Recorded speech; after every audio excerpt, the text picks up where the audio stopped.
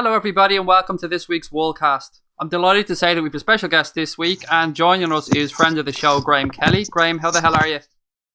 Fantastic. All the best for hearing your beautiful dulcet tones. We were just discussing how much it would cost to get us to sleep with Wayne Rooney, and I'm not going to lie folks, the numbers are pretty damn high. I've got Jonathan and Keith joining us this week as well. Lads, how are you doing? Good. Very jiggy, very jiggy. Hello, listeners.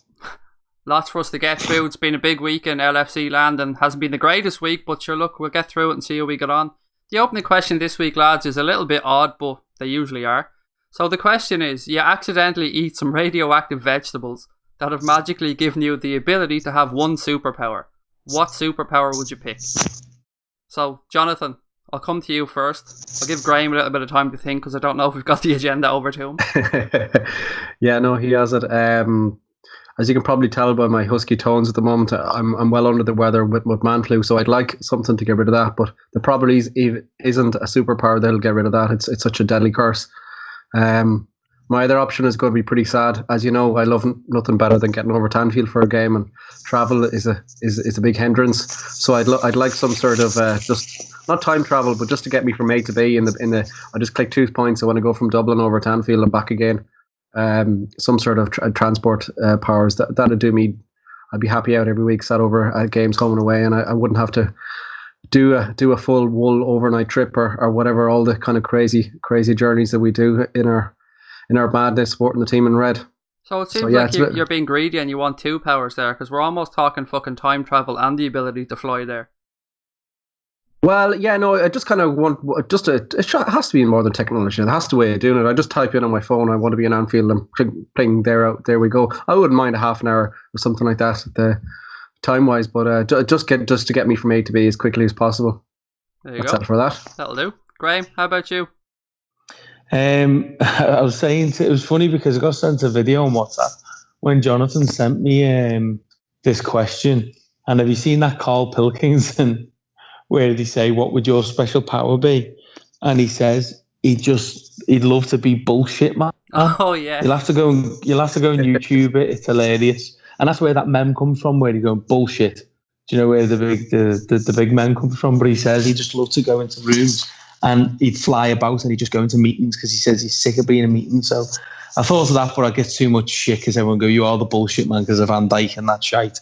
So I probably mind manipulation, so I could get Klopp to really dislike Lovren because he seems to love him at the moment. So yeah, it'd be mind manipulation for me.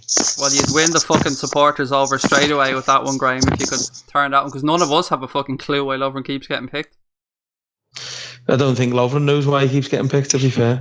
Yeah, he's got Klopp's nudes. It's the only thing. Either Klopp or Klopp's wife's nudes can only be the only explanation. Him and Mignolet are sharing them. Yeah, they're WhatsApp. Being honest though, I think Mignolet is probably the most improved player in the bloody squad. He is, but I'm just an absolute git. Still can't kick the ball. No, don't get me wrong. I don't trust him. And if I could upgrade him, if you could go and get the lad from Atletico or something, is it Oblique or something like that? If you go and get him, I'd take him. But yeah, I just don't think he's Mignolet. He's improved dramatically for me in probably all senses of the word. You know, I think it was harsh for him to be dropped. So but I don't trust him, and I'd definitely upgrade him. But I think he's been fine for us so far. Anyway, digressing. No, you're spot on. It's something that kills me to admit because I don't like the guy, but I've been saying the last 6 months he's been consistent and he hasn't made any major errors. So, Keith, you're a Mignolet lover. What's your superpower going to be, buddy? My superpower is simple: to be the best defender in the world and be defender man and get Jurgen Klopp to sign me. Because if Jurgen Klopp signs me, then Liverpool win the Premier League.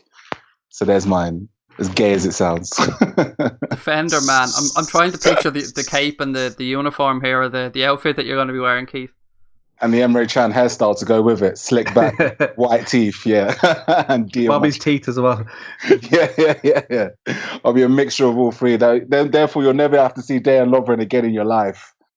As I come in and swoop in and never make a defensive error because I'm just so perfect. So that would be that I would like to be my special power. Where do I sign, Keith? Where do I sign? Hey, right. Contracts in the post, baby. Look, my one's pretty straightforward. Mine's pretty straightforward, lads. I don't fucking like people. So invisibility would absolutely be mine, so I could just be left the fuck alone. Because 99% of the world are full of assholes, to be fair, and I don't like people, as a rule. The only people I like are on this podcast, so there you go. Hey, sweet, that's up. Right, we'll push on to football and stuff, lads, and just have a quick back look over that game against Burnley. And it was one we've all seen before. It was a film we've seen before. What was it, 35, 36 chances, something like that, and it still ends up 1-1. Graham, we've kind of spoke about it amongst ourselves, but I'd like to hear your opinion on how frustrated you were after that game. The thing is as you've just said, we've seen the film so many times. Do you know what I mean? These things happen in football, and I've seen it happen over the years to us once or twice with a manager. You could say, under Rodgers, sometimes we did batter team. We did absolutely batter teams. Remember Suarez hitting the woodwork 3 times in one match, and was missing copious amount of chances. But then again, under Rodgers, it was once or twice or 3 times or 4 times maybe in his tenure. With Klopp, it just seems every week. The only game I honestly there's 2 games that ring in my mind. There might be more. Don't get me wrong. We played Watford away and we got absolutely trounced 3-0, and we were shite. We were utterly dismal. It's probably the worst Liverpool performance I've seen in the last 10 or 15 years, and it was under Klopp, and it scared the shit out of me. One was Man City the other week, where we just totally deserved to get beat. But I don't remember a match really where, when we draw or we lose, that we're completely and utterly outplayed. Maybe the second half against Seville in the Europa League final, we were cack. But it just seems that we don't get the rub of the green. And I know you can all go down to look. I read something, I don't know whether you've read it today, in Tompkins Times. Paul Tompkins, he's a fantastic writer. And he hit the nail on the head and calmed me right down. But he says in it, there's certain things that happen in football matches, and he uses clear examples whereby, look at Watford, their last goal was offside. Against Seville, Firmino misses the penalty. Against Burnley, we should have had a penalty. We hit the bar in the last minute. We should, and various others. We missed loads of chances. We just don't seem to get the rub of the green, if you know what I mean. Where Mourinho's team, look at Everton Sunday. They both teams were utterly shite. But United got that lead and then scored 3 in the last 6 minutes because Everton's tired. And, even I'm friends with the United fan, and forgive me for it, but he says we were fucking crap. We were absolutely crap on Sunday. But they won 4-0 because they get the rub of the green. The ball bounced for them in the box, and, Mariaton, the ball bobbles over his leg and goes to Mariaton, who finished it. We just don't get that. Klopp doesn't seem a lucky manager. And I'll go further with it because, we've lost 2 finals where the 2 finals, we were great for one half in both of them, and we still lose them. So it becomes a 50-50 penalty shootout against them. We've had a bit of luck where we beat Dortmund in the last minute with, the man who we all hate, Lovren, scoring. But yeah, I just think I'm just bored of it. Do you know what I mean? I'm absolutely bored of, I'd rather at this point, get the 35 chances against us, 35 shots against us, and we win through a lucky goal. And people go, oh, that's how that you can tell a great team. You can tell a great team when they lose, when they're playing bad. We don't play fucking bad and lose. We play brilliant and lose, and brilliant and draw. We don't really ever get stuffed. Do you know what I mean? Yeah, I absolutely hear where you're coming from, and it's tough to talk about because you can sound like a bitter fan that, oh, nothing ever goes their way. But I was just looking back and reading through Sky Sports earlier on, and they had a yoke. I don't know if you've seen it before. They have, I think it's Dermot Gallagher in, and they talk about refereeing decisions, and they say, was it right, was it wrong, blah, blah, blah. But if we look back at what's happened over the last few weeks, City had 2 offside goals in their game that they won 6-0 at the weekend.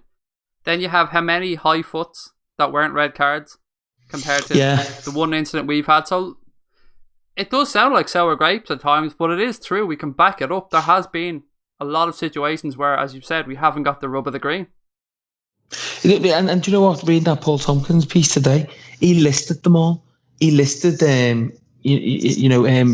Louise could have went off for the high foot, but doesn't even, doesn't give it a yellow. And he just listed them in all these different games. And it was honest God, I was flabbergasted by how many high foots that haven't been punished this year. But then Mane gets that one. And, you look at it and it's all sliding doors. What if Mane got there that 0.2 seconds before Ederson, and Ederson would have clattered him and been sent off?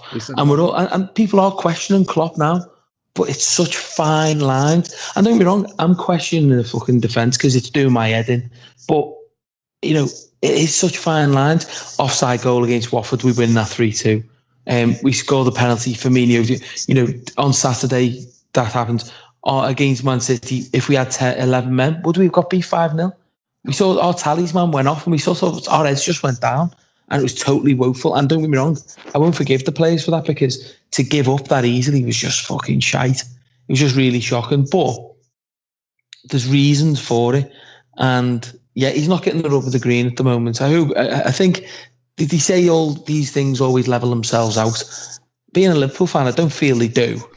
But no, I don't. But hopefully that's what happens in the rest of the season, because it is, as you just said, you hit the nail on the head with, we've seen this film before.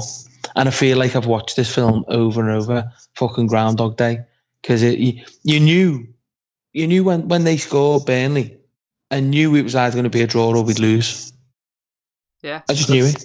There's a funny thing there, Craig. You actually sent it on to me earlier. We were just talking about stuff we did over the summer, and when we were at the Atletico game here in Dublin, myself and Craig were lucky enough to be in the press box, and we did a live Periscope at half time, and it was 1-1 at the time, and it was like just a carbon copy of a standard Liverpool game. Amazing going forward, we score, then we absolutely have a brain fart at the back, and they let them back in the game. And the words were like, I don't know what Lovren's doing, we're shambles at the back. You could literally have got that recording and just edit it in the time and the date and the team we're playing against, and just rinse and repeat. It's the same thing over and over again with us, isn't it? Yeah. Well, do you know what, my mate sent me one of them? I don't have Facebook, but my mate sent me something, Time Hop or something, and it's from 6 years ago, and he's put, this defence is a shambles. And then he sent me another one where it's like 5 years, 6 months ago, the defence is a joke, what's he doing, the centre half? And it's just through, and this is what he searched, and he sent me these screen grabs, and nothing's changed. Do you know, nothing's changed with the defence? It's just so woeful in the fact that since Benitez went, we have been absolutely shocking. Don't get me wrong, that's a lie. Under Kenny and Steve Clark, we were decent defending for a little bit, but then we couldn't fucking attack. You know, there's been no balance since Benitez. And Benitez, if he was in our club now, I think he'd have kittens with what we've got, Lovren and Klavan. You know, at Liverpool Football Club, Lovren and Klavan. And Matip even. You know, I'd have Matip on the bench if I could have two good centre-halves. I think somebody said, I think it might have been Craig Hannon from the Anfield Wrap or something, made the point that our defence for that last game cost like 12 million quid or something for a complete back four. So we had Trent came in from free. We had Klavan came in on a free. Oh no, sorry, Klavan was 3 or 4 million. 3 million or something, yeah. And then Matip came in on a free, and then left back we had Robertson. Yeah, but then that becomes a question of stability. Now, when was the last time you could categorically name the back four week in, week out for Liverpool? That's under Rafa. Exactly. That is also a big issue. We expect to consistently change our centre-backs, our right-back, our left-back. We consistently believe that change will keep things fresh, try something different, but actually it works the complete opposite. You need consistency in that team. And while players like Dejan Lovren keep on picking up back injuries on a random, you know, while Matip was out for a couple of months last season, and it was between Lovren and Klavan, and then Lovren and Matip, and then Matip and Lovren, it causes a lack of consistency, a lack of coherence, and ultimately goals get scored like the Burnley goal. And the Burnley goal, for all intents and purposes, was a confusion, a muck-up between the two centre-backs. Can't be argued. But I don't think that even. I think the midfield let us down there as well. Too soft in midfield. Which again is an issue of communication. Do you understand what I mean? Like, because they're not used to, midfield are not used to the pairing that they've had behind, because Klopp's been building up Lovren and Matip to be our centre-back pairing. And now all of a sudden Klavan's had to come into the play, and all of a sudden people are getting a little bit more confused. And then Emre Can's gone into a holding midfielder where Jordan Henderson throughout pre-season was been playing in that position. So consistency for me breeds results in those type of positions.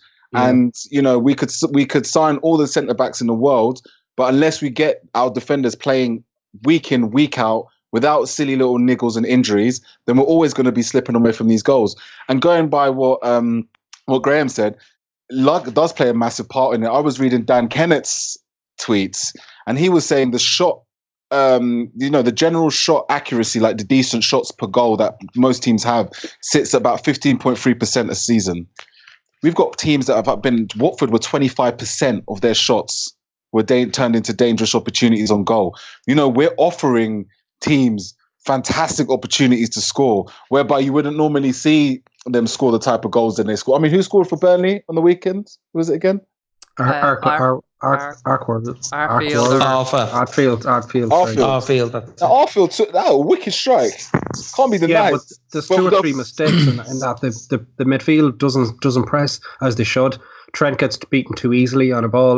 Mapic and Lovren are caught daydreaming. Robertson doesn't cover. You can have no fault in England, but there's two or three mistakes there. I certainly get the point you're making about consistency and playing players, together to get their bed into the team. But I'd argue that you could play Clavin and say Lovren all season, and they're still not going to be a good partnership, because I just don't think they have that, and we don't have that. We're too soft in the middle of the field. We're totally get outrun, which is so unlike a Klopp team. Klopp's team is very, very straightforward. It's pretty much a full court squeeze. Strikers press, midfield press, and then when it comes to this, we try and win the ball back high early up in the pitch, and to take the pressure off our back four who sit very high, and we push on. That's not happening at the moment. You look at our midfield, maybe Genie aside, and he's very inconsistent, but you look at Chan's having a mare the last couple of weeks. Hendo isn't doing up to much either. You're left in with Cuttino is just back, and so from what looked like at the start of the season, where we were going to be, I remember talking during the summer, like, oh Jesus lads, how are we going to be able to pick our midfield? With so many options. It's just gone from a stage to that where it's just gone very meh all of a sudden, and it's just not helping the situation at the back. But when you look at, and Keith just mentioned there, and you look at the stats guys, and I think I look at Andrew Beasley quite a lot, and Dan Kennett's fantastic. What it means is, what they're talking about is that the opportunities that people get, we don't give many shots away, but the shots we do give away are really clear chances. Yeah. Do you know what I mean? So yeah, people are scoring off them because we don't give much away. In the top 5 leagues, I think we're third for giving the least amount of shots away. But then the percentage of, as you just said, Keith, the quality that we're giving them. So we're giving them like a free go. Do you know what I mean? Because, and that's down to, and people, and this is where I struggle. I have arguments with people where they go, but if we get Van Dijk, and don't get me wrong, not mention Van Dijk. Jesus Christ, not mention Van Dijk. No, as well. But people think that's going to solve everything, and it's not, because I completely agree with you. No, because it's not about the players for me. It's about the system that we play, because we can't consistently get it as wrong as we get it.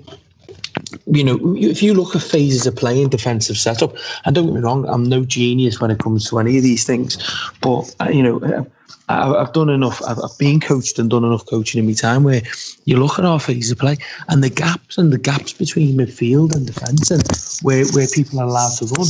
It's just not right. It's like it's not being coached. Now, I know it must be coached. It's got to be coached because we spend so much time on the training field every day.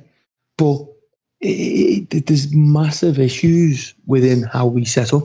I think Liverpool as a backup. The only backup that we had to that Van Dijk was we looked at the lad Jimenez at Atletico Madrid. He's on a free this season. Next summer he's on a free, so I wouldn't be surprised to see Liverpool go in for him. But even if you have Van Dijk and Jimenez at the back, and they complement each other like bloody hell, curry and rice. They're absolutely fantastic. I still think we concede a lot of goals because of how we set up our play and how the midfield mixes. We don't have and you don't have to have a defensive midfielder, but we don't have a true box-to-box midfielder who's like Keita, who's like a hybrid Kante. Do you know what I mean? We don't have them people breaking up the play in that way at all. Lads, that kind of leads me on to the next topic I wanted to talk about. Before I push on, I just wanted to pick up on something Graham said there. If you haven't checked out any of Paul Tompkins' stuff, or you haven't read the Tompkins Times, please go and have a look, because Paul is one of the premier writers of football in general, and we are blessed enough to have him for 3 hours for an interview on the pod. a few months back, and if you get a chance, please go and listen to it, because what Paul doesn't know about Liverpool Football Club isn't worth knowing, and I can't recommend his stuff highly enough. That latest article, I'll retweet it in a minute. But honest to God, even I'm not losing my shit by any stretch of the imagination. But to look at it, and he's so rational, and yeah, you've just said it. He is if not the one of the best Liverpool writers. I'd probably say the, because he's just so rational and puts things across in a way that just calms you down completely when you look at it. The 3 hours we spent talking to Paul Tompkins, I swear to God, some of the stories and the attitudes and just the things he told us, he really, as Graham's touched on that, he really does. There's not much he doesn't know about the club, Graham. Yeah, no, it's rational. What it is, he just looks at it rationally. He looks at it as someone who, for a Liverpool fan, can look at it like looking from the outside in, but doesn't hate us. It's not a Man United fan looking at it or an Everton fan. It's someone who's probably fond of the area, fond of the club. But the way he breaks it down, he makes you feel like a right twat, really, because you're going, oh, fuck this, that, and the other. And then when he breaks it down, don't get me wrong, there's something. He's not perfect, and in his latest article, he talks about the defence, and there's parts I disagree. But as a whole, when you read the article, it must be a good 5, 6, 7 minute read, because it's quite long. But out of all of it, there's about 3 sentences I disagree with. You don't often get that, when you're speaking about Liverpool. So definitely give it a read, because he just highlights the things we're talking about now, and maybe how lucky we are in the fact that where we are able to have a team that attacks versus and for all we complain about, and people are complaining about Klopp, and rightfully so, people should be able to question Klopp when we're not winning and we're losing games and we're not winning games and stuff. But the way he puts it across is Klopp ticks so many of the boxes, and we need to give him time to be able to fix this defence before we slag him off. It's only been a season and a half, essentially, if you take in last season and half a season before. So, at the end of the season, we would like to think that he has fixed the defence. If not, we're all able to do it. He compares it to like Alex Ferguson. Alex Ferguson had 4 really horrific seasons at United, finishing 11th and 15th and stuff like that, and made some ridiculous decisions, getting rid of Yapstam, signing Bebe and Jemba and all that. So no manager's perfect. And what Klopp took over was really shit, wasn't it? What Klopp took over, left to him wasn't in a good place. So. There's a lot of them. I just wanted to, sorry, Craig, just one thing before we carry on. I just wanted to say, Twitter, if you definitely use Twitter quite a lot, I think you always need to be quite careful with the people who are trying to put pressure on Jurgen Klopp and create this energy that Klopp out exists. Have a read of the accounts that are sometimes tweeting out this stuff. Have a good deep dive, because what you'll find is that there's a lot of troll accounts around there that try and direct the rhetoric towards something that doesn't really exist. The problem becomes when other accounts quote tweet these guys who are saying we're going to do Klopp out banners and stuff like this to almost put it in other people's minds that these guys exist. Criticize him, call him out on certain things, all the more. But the people who are physically calling for Klopp to be sacked are purely there to try and get retweets and to try and get a bit of attention. Yeah, I want to agree. Clickbait, isn't it? Like I've no problem with having as we spoke about Paul Tompkins there, having a rational view. There's loads of things I disagree with. That's not saying I want him out, but you question the defence. Obviously, that's just glaringly obvious. But another thing is like substitutions. We make substitutions too late. We're too early. We don't seem to have a plan B, etc., etc. We can all have a rational argument, but just this pandemoria and Klopp out, it's just madness. And I just some of the guys we just shouldn't really give them the light of day, because all they're looking is for attention. That's all it is, really. But I don't know one person, put it this way, and I know a lot of Liverpool fans. I don't know one person that wants Klopp out. I don't know where one were these person. 5,000 people, Graham, that were supposed to be staying behind on the fucking Kop? Like, did you see that tweet going around? No, I didn't see it. Someone said there was 5,000 season ticket holders stayed behind on the Kop to sing for Klopp it's just out. propaganda. Now, that is absolute nonsense. Bullshit. Yeah, I've got a season ticket on the Klopp, and no one stayed behind singing anything like that. As I say, I drink in the old barn. I probably know 80% of the people that go in there just to let on to and stuff. You have a chat after the game. I don't know one person including all my mates, my family, and everything. I don't know one person that wants Klopp out.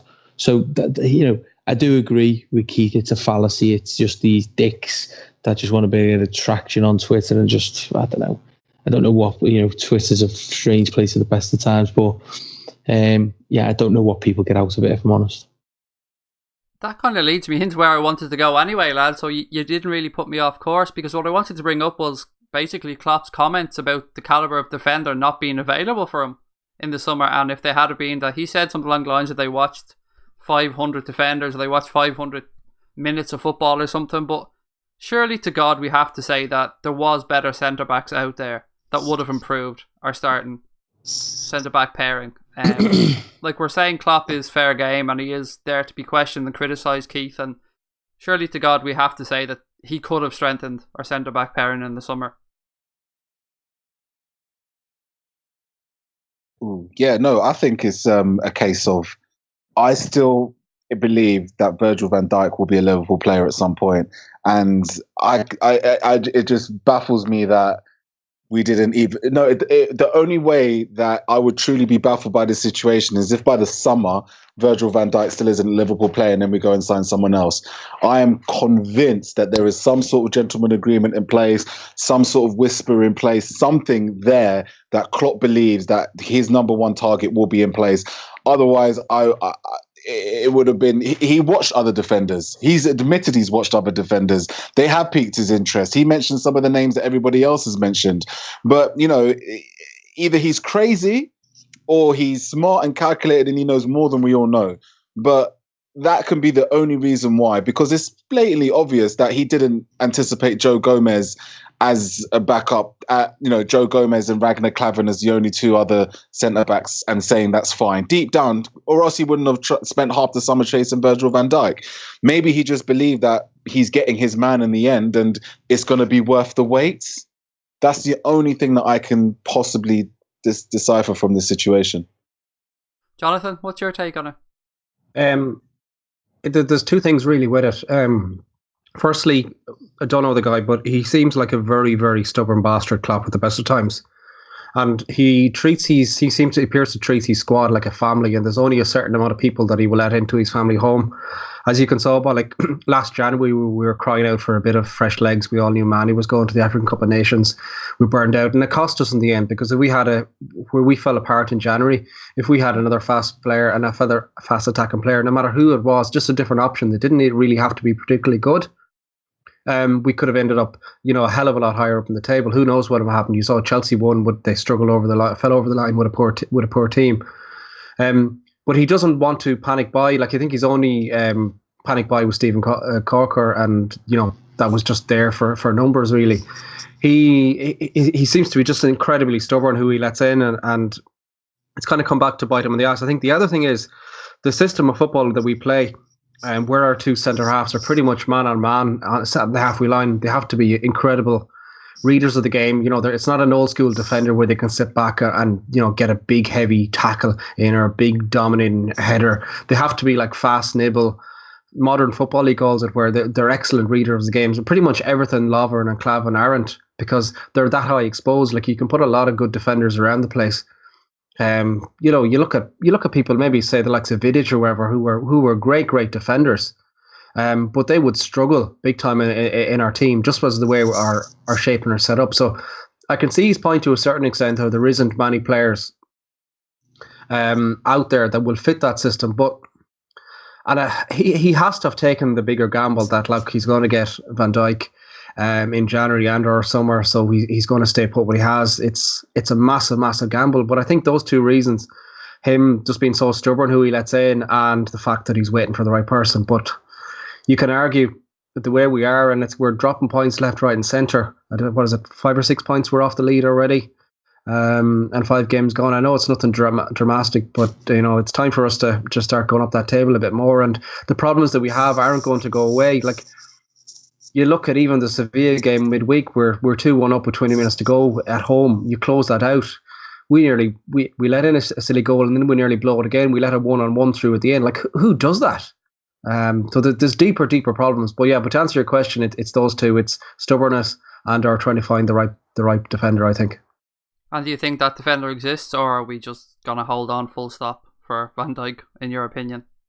In my opinion, he's just going to hold for Van Dijk unless something drastic happens. And I think all the noises that Pellegrini's putting out as well, that he's kind of willing to let him go. So hopefully we'll get it over the line in January, because God knows we need him badly. Graham, I've deliberately left you till the end on this one, buddy, because we know Van Dijk has caused you a lot of headaches over the summer. He certainly caused us a fair few. And what's your take on the situation, if you don't mind me asking, buddy? No, it's very simple. I think everyone at the club, you've got to even think that, it weren't just me saying it, although I said it from early on. Former players and everything were told this deal was done.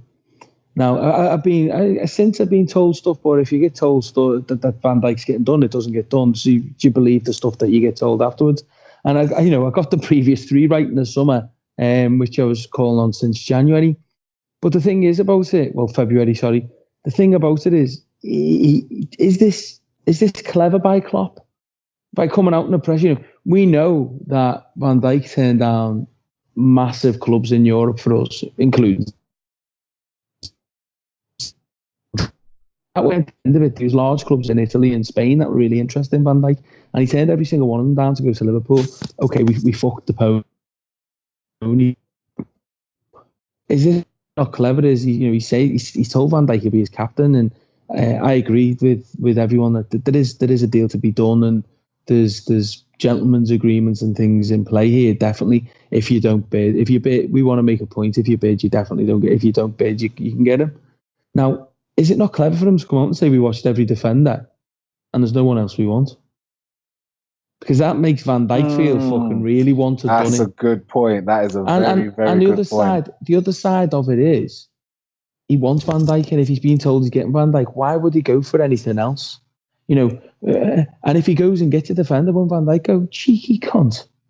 Right, I'm going to fuck off. I'm going to go to Juventus. I'm going to go to Barcelona. I'm going to go to them. Barca would love to fuck us over and probably spend. They get him cheaper off Southampton than we would. So if Barca went and spent 50 million on, and how much do Barca need him? Someone like him now. So I think Klopp's just playing the long game, and he's being very, very clever. Van Dijk's seeing this in the press, no doubt. God, he looked after 500 defenders, and he still just wants me. He wants me to be captain. And you've got to think of how much spade work Klopp put in with him. So much spade work, we had to apologise straight away, because if any fucking sort of people went and investigated texts and meetings and phone calls, we'd been fucked. It's definitely a romance story, isn't it? Yeah, it is. There was talk that, they were willing to sell to anyone but us. So why didn't he go? Because he's in now for a hellish. And don't you think Klopp's a bit loyal in the fact that he's put Van Dijk where he is? Not him, but our club has. So imagine putting him where he is in limbo and then going and signing another centre-back. How crass is that? We're already a club that sometimes I don't identify with because of how we do things. But in this aspect, you've got to look at it and go, fucking hell, lads, we've put him where he is. He's playing for the under. I think he's just scored for the under-23s tonight, hasn't he? Did you? For a period of time, he's hated by the fans. He was going on strike, this, that, and the other, like us with Cuttino. And then for us to go, oh, fuck it, leave him where he is. Let's go and look after ourselves. Klopp's not that sort of person. And if he'd have done that, he'd have gone down in my estimation. I don't like where we are defensively, but at least we can, if we do get Van Dijk, I think that is a long-term love affair after that, in the fact that what we've both been through to get there, do you know what I mean? So I think it's clever by Klopp personally, and I think it's needed. He's going to come in and be a warrior for us and be a real captain for us. And if we can get someone next to him like a Jimenez and that, the lad's of an age now where we could have him for the next 6 to 10 years. He could be a hip here for us with no stretch. That's why these 15, 60 millions don't bother me or worry me, because you look at it as a long-term investment. It's 6 million a year if we have him for 10 years. Now, do you know what I mean? Are we hoping, lads, that this is going to be done in January, or do we think it's going to be next summer? Obviously, this is all just guesswork. I think the opportunity's there for January, because he's not cup tie in the Champions League. Don't get me wrong, he might be for the FA Cup and stuff like that, but where do we need him? We need him in the league and Champions League, the FA Cup and League Cup. Although I love a day out and are not high on our priorities this year. We need to be in that top 4 again. I don't think we can talk about Premier Leagues and stuff like that. We simply don't spend enough, boys. Guardiola went out and spent 200 odd million on fullbacks this year. On fullbacks, that's it. That's ridiculous when you talk about it, isn't it? No, that's it. He didn't have to buy anyone else because so he bought. Don't get me wrong, he bought Silva from Monaco, who's a fantastic player, and and he bought other players. But he spent 200 million on fullbacks. We're not in that league. Mourinho again spent 200 odd million. Got a striker who's the exact player right for him, in my opinion. And yeah, they can go and buy players that they put on the bench that cost them 30, 40, 50 million. We can't do that.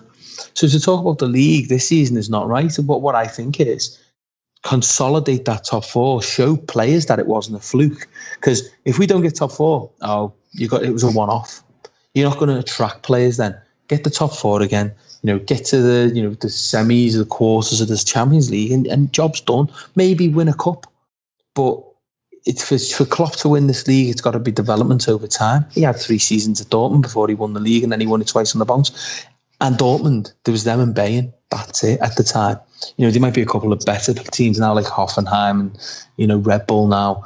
But even then, there's them too. There's no other team in the world that has a Russian oligarch and a country in Abu Dhabi backing them, and then the biggest club in the world in Man United financially. So for him to do it here, he's got so many different things to overcome, and he's got to build a team with a culture, and maybe that culture is part of like Van Dijk and holding out for him and making people feel like they're going out on the pitch to be warriors for us. I think what backs up your point the most is how his patience to wait for Naby Keita. Yeah, exactly. You know what I mean? That's a perfect example of a man who will wait for the right time to take his player. Yeah, he could get a centre mid this season, but no, and I think he's got to be applauded for that. And you know what it shows us as well? And again, I'm not going to go into it because we all know these Klopp out accounts are shite, but it shows that he's got a commitment to us because he's signing Keita for next season. He's holding out for Van Dijk, and all these things. It shows that he's building dynasty for something that's going to be successful. You've hit the nail on the head there, mate. Everything he's done is a long term. There's no quick fixes. There's no short term. He's not doing a Mourinho. It's the complete opposite of a Mourinho, really, isn't it? Well, did you see I didn't know this. Do you know Dortmund? Like I thought. Someone told me, the first couple of seasons he got rid of like 11 players and brought 6 in, and got rid of 17 and brought 4 in, and all this palaver. And I didn't really look at the money. And every season he spent like 3-4 million.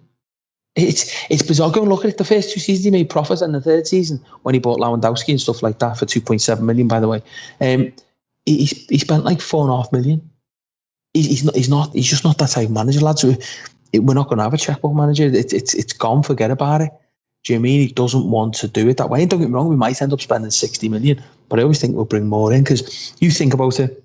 If we do sign Van Dijk, whether it's this January or the summer, we'll end up selling Klavan and Lovren.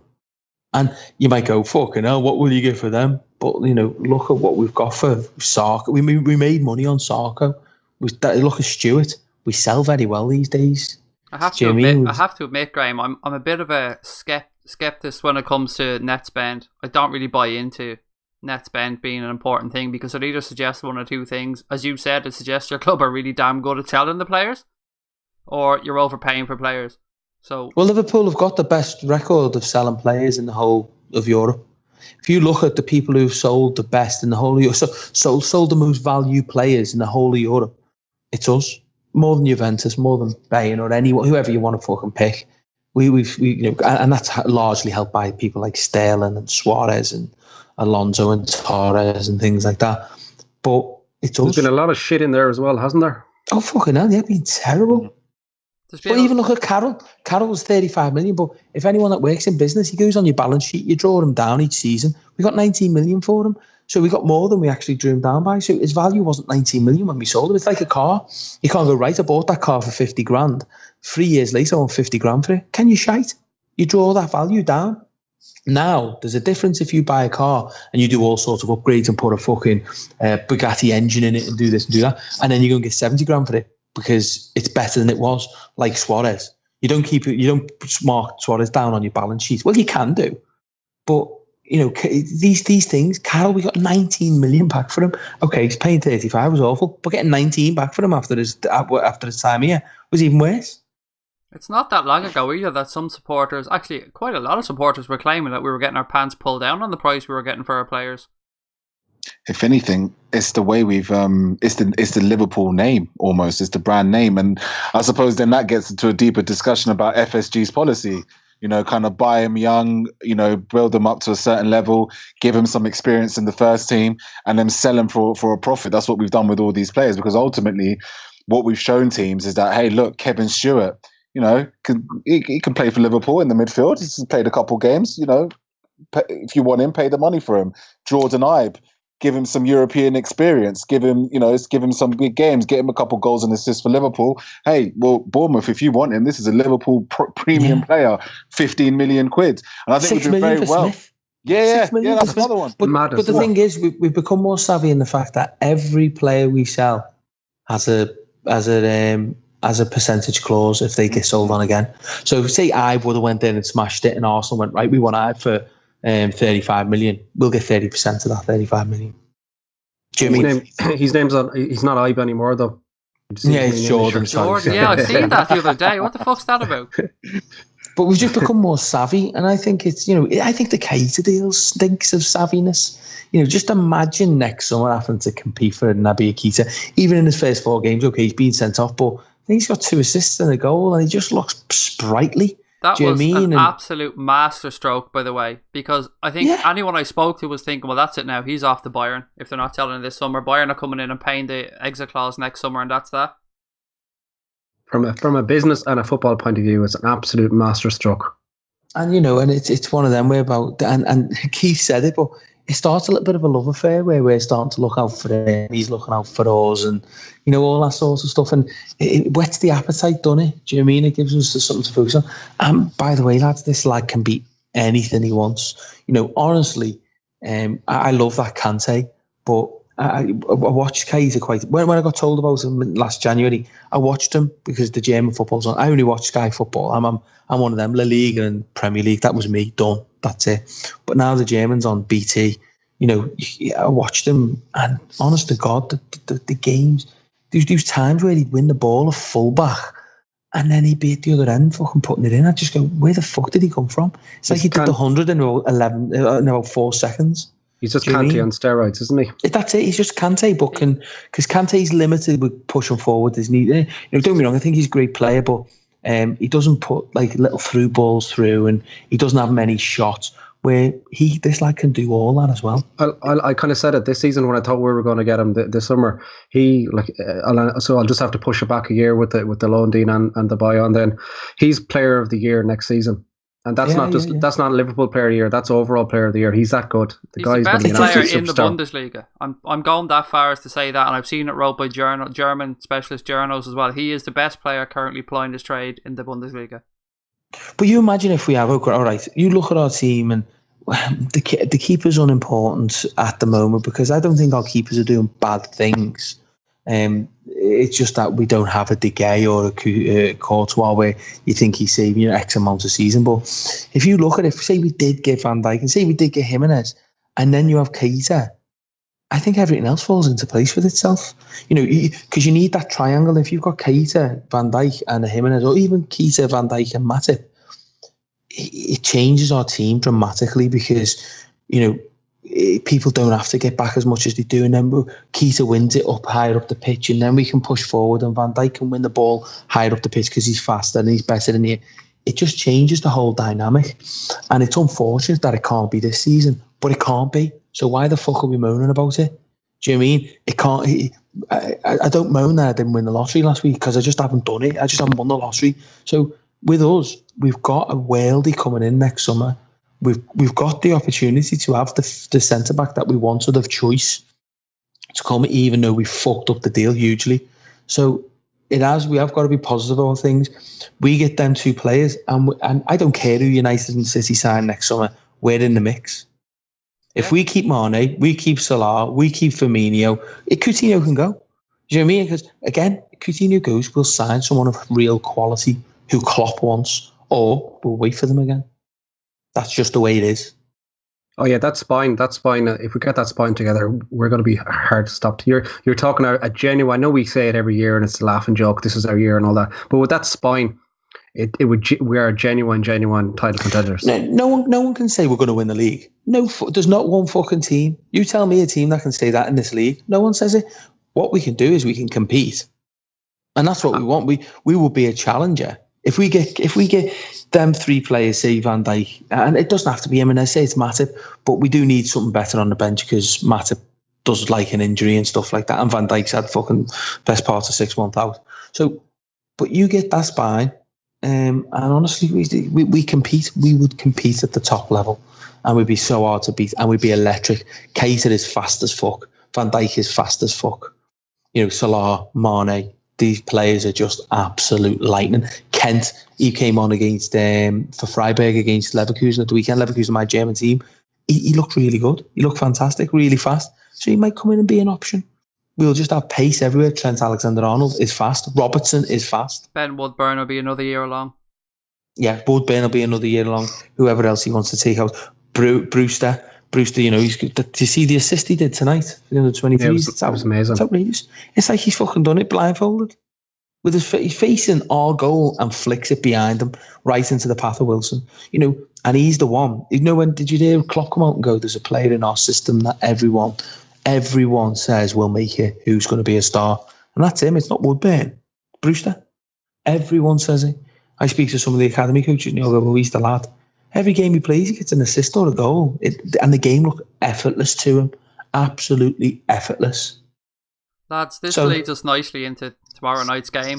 We're talking about the youngsters, and we might as well have a go at what type of starting 11 we're expecting Jurgen Klopp to put out tomorrow. Now, he's already come out and said that he's got to play Danny Ward, he's going to play Oxlade-Chamberlain, and he's going to play Dominic Solanke. But what else are we expecting in and around the first 11? And Jonathan, I've seen you put out a guess of your starting 11 earlier on, so why don't you go through that one, buddy?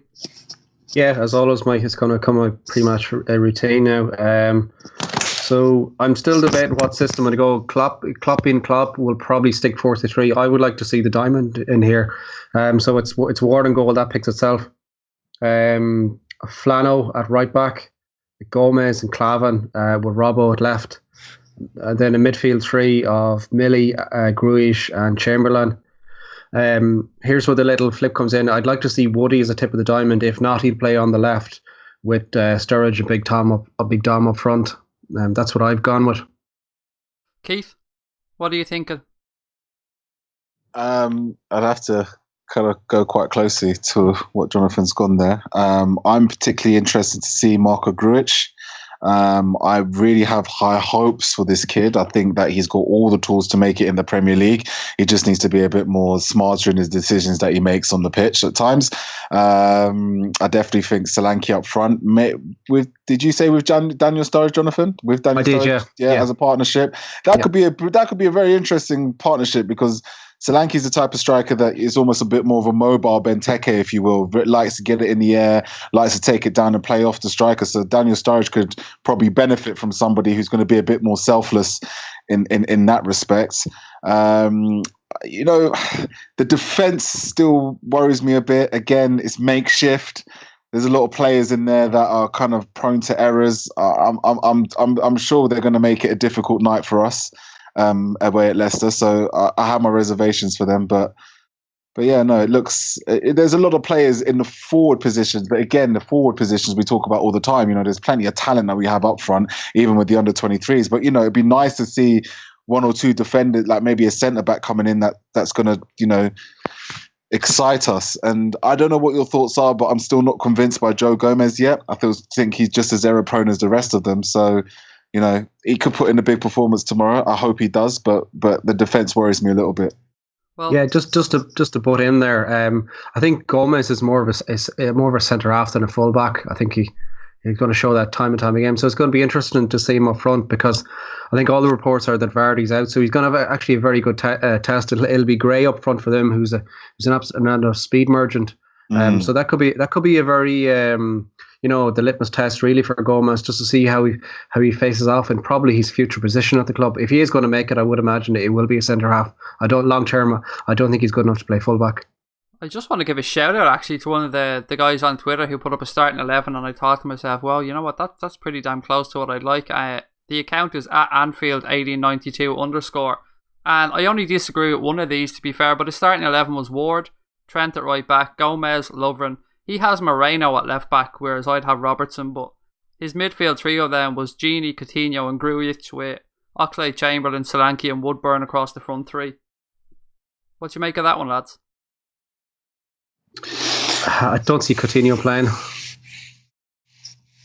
Yeah, I do. Do you? Match fitness, yeah. As I said, it's one of them lads where I don't mean to be disrespectful, because me more than anyone, I do want to take this competition seriously, because I do think Klopp needs a pot. Because he's lost 2 finals and we haven't won anything with him. It'd be nice for him to see him win a pot. So I do want us to win this, and I do love a day out, and a day out at Wembley with the boys on is absolutely fantastic. But I couldn't really care less who he plays, because I think there's more important things coming up. I'd rather win the FA Cup as well. So it's one of them whereby I think it's an important one to blood the youngsters. It's a good one, I think, to get Coutinho a bit of match fitness maybe, and ready for the Saturday game at Leicester as well. But yeah, I think he said the right things, hasn't he? Ward should play, because I like Ward. I think Ward could be the number one, in all honesty. So I'd like Ward. Klavan is an obvious one. I think Flanagan, even putting him in and stuff like that. I think these are all just obvious choices to give everyone a rest. We've not got a Klein, so Trent Alexander-Arnold's been playing most games. So I just give all these players that are, and I think the sports science team will have a lot to do with it. They warned him on Lallana, he didn't listen, and Lallana got fucked for 4 months. So I think it's one of them where they'll say these certain players are on the edge of an injury. Again, so he'll listen to them a lot, and I think he'll just get the best he can out of whatever. I'd like to see Woodburn start, though. Are we at all worried, lads, that a defeat tomorrow could seep into our confidence after the week we've had? Yes. Yeah, absolutely. I think we just need to get a result. The League Cup is one of those kind of weird ones. You're not really arsed about it, but it's still a nice one to win, because it finishes so early. And like Graham has touched on there, I just want us to get a trophy. I just want that day out at Wembley. I just want to get one over the line, because the confidence that will give. Like, I remember back when even it was Ferguson with that kind of the last decent team that he built with the young Rooney and the young Ronaldo and all that. I remember them winning a Carling Cup, and they were jumping around the place. And I remember, Jesus, in my huge Liverpool biases, like, what are they talking about? And everyone was saying, look, this is massive, massive, just to get the taste of it. And look, we all know what they went on to after that. So it's huge. I think we just need to get that monkey off the back. And I'd be going to be greedy. I'd love nothing more than a day out at Wembley, and we bring home the cup, because I think we need it badly. Lads, to finish up with tomorrow, I'll just ask you all for a quick prediction of what you think is going to happen. So, Jonathan, you're already up. So, what do you think is going to happen tomorrow against Leicester?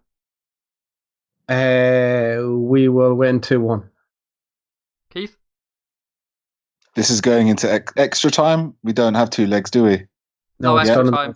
No, it will go into extra time, possibly penalties. Oh, don't do that. 2-2. Yep, going to go the whole 120 minutes. Prepare yourself, lads. It's going to be a long evening. Keith, I am right behind you. That's exactly where I think it's going as well. What about yourself, Graham? 3-0 Liverpool. Love it. Confidence. Love that. Get in, son. It's got to be. We'll take that every day of the week. Lads, as always, Solanke hat-trick. We'll finish with a couple of quick questions that were sent in to us from the listeners, and there's a few good ones this week, so we'll go through them. The first one, it's a pretty quick answer. Is Hendo good enough to be the captain? It's one that a lot of people don't want to touch, lads, but I'm going to push you on it. No, he's a 2. And I don't think he is now. I think he's a good player. I like him as a person. I think he does a lot for the community and all that palaver. But no, I don't think he's a dominant captain for me. Jonathan? No, our next captain isn't at the club at the moment. Yeah, I think we know where you're going with that one. Yeah, I agree completely and utterly. he's the right man until the end of next season, and then we'll have to reassess the situation after that. His legacy has been broken, in my opinion. Yeah, and not only that, I think he's going to have bigger problems than worrying about the captaincy. I don't think we see him at the club in 2 years' time. I'd be surprised if it's that long. Probably been a little generous there. He's because Keita's going to come in. We all know Chan may or may not go, but if not, if Chan goes, we're going to get a big money replacement. And you're looking at Cuttino and or his replacement. As Coutinho's going to go. We're going to have a lot of money. We'll sign 2 players for whoever Coutinho goes for. Do you know what I mean? Coutinho, we're not going to let him go for less than the 150 we've asked for this time. You know, he can't run properly anymore. He's not the player he was, and I do really like the player. I defend him against most, and I think there was a point where he was approaching being absolutely brilliant for us. I mean, like, you know, one of our top players when he scored against Chelsea away. I think it was last season or the season before, and it's sad for him, but yeah, his heels are fucked. To have that sort of injury in both heels is absolutely devastating. It hasn't got better when it's ruptured, which everyone normally gets a little bit better. And again, I just think for mobility, he's not going to be as mobile as we need him to be, because look at Jurgen Klopp's teams. Look at who he's bringing in. Keita runs something stupid like 46 miles a game or something mad.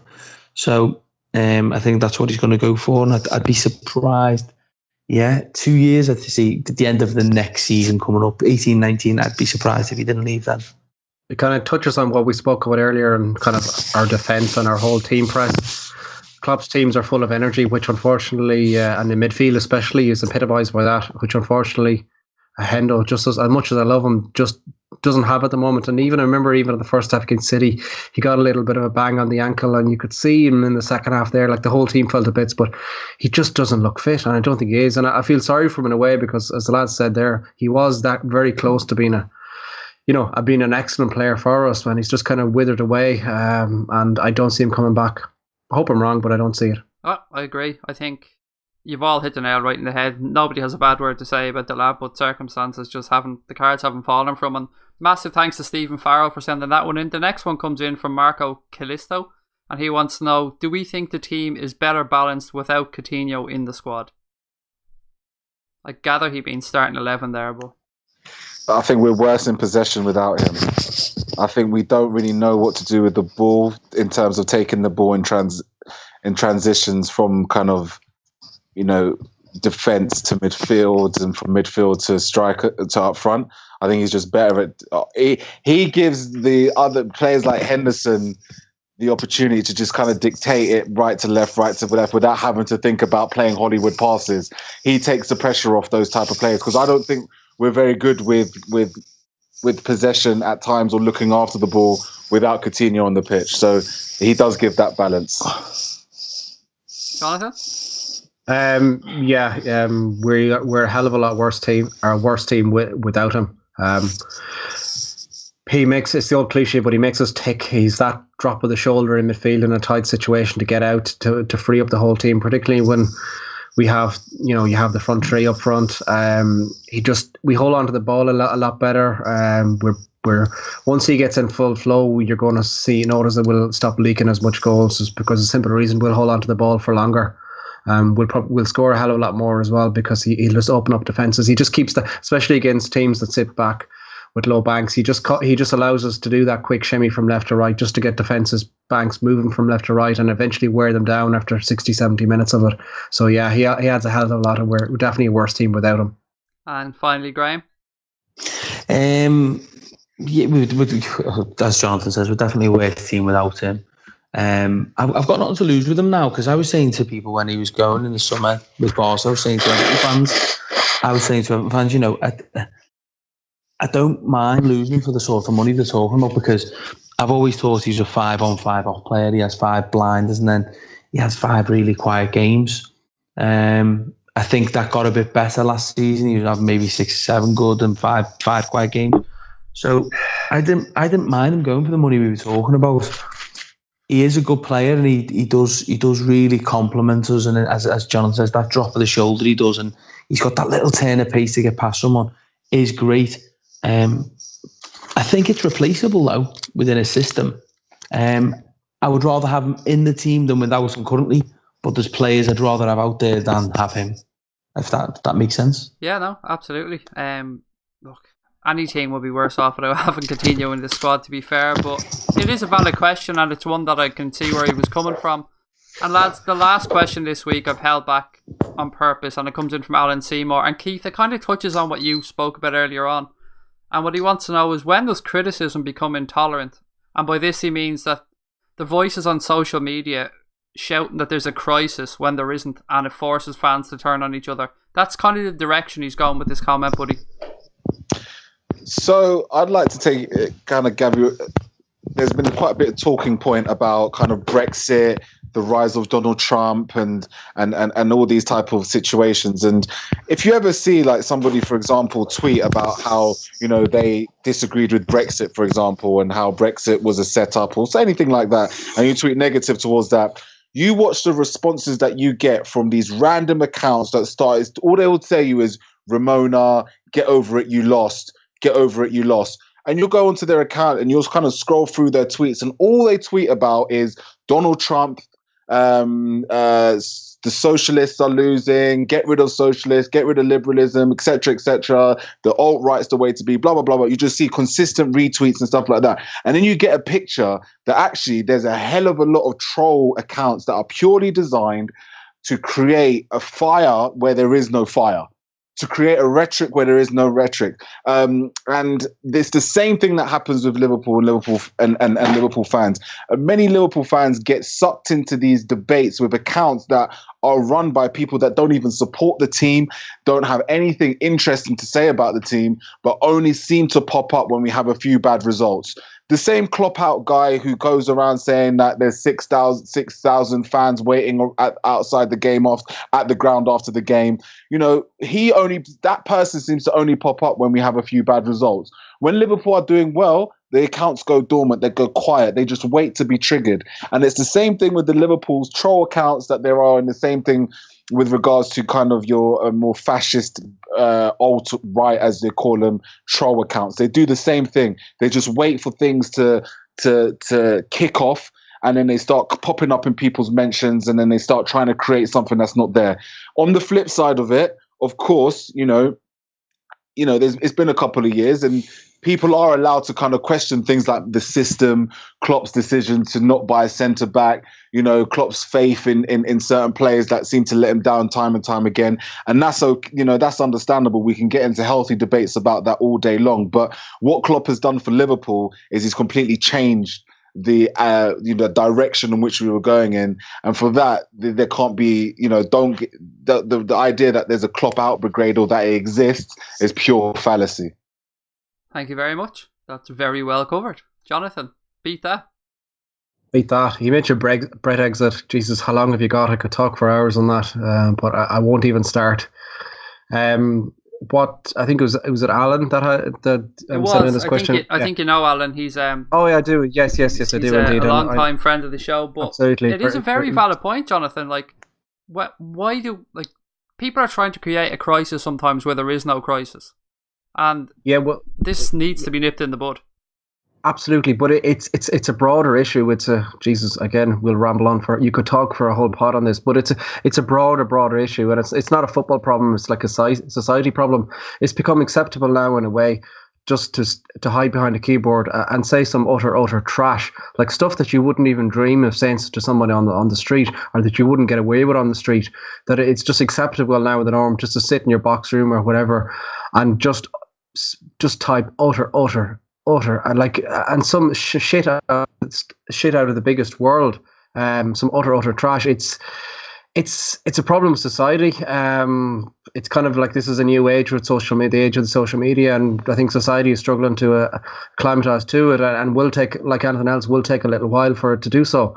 And that's kind of reflected then onto Liverpool and football fan bases. Like Twitter is a toxic space at the best of times. It's a poor reflection of Liverpool at the best of times. Never mind when we're doing wrong or things aren't going to plan. Like, I'm sure everybody will vouch for that. Like, you just have to, whether it be a sign-in, a bad result or whatever, people are just waiting just to troll. And how it's become acceptable for that to happen. Like, I suppose everyone's kind of partly to blame because we turn a blind eye to it. It's only when it really, really crosses the line.